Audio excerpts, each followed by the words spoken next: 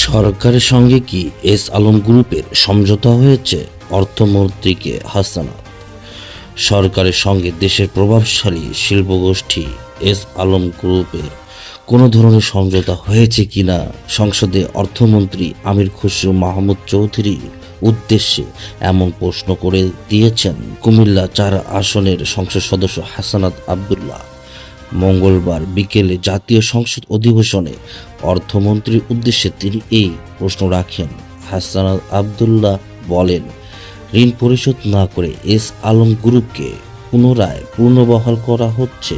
সরকারের সঙ্গে কি এস আলম গ্রুপে সমঝোতা হয়েছে? অর্থমন্ত্রীকে উদ্দেশ্য করে তিনি আরও বলেন, ইসলামী ব্যাংক ৯২,১১৫ কোটি টাকার ঋণের ধারক।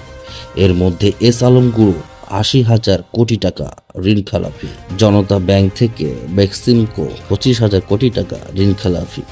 খেলাপি ঋণ পুনরুদ্ধারে সরকারের কোনো পরিকল্পনা আছে কিনা সংসদে সে প্রশ্নও রাখেন হাসানাত আব্দুল্লাহ।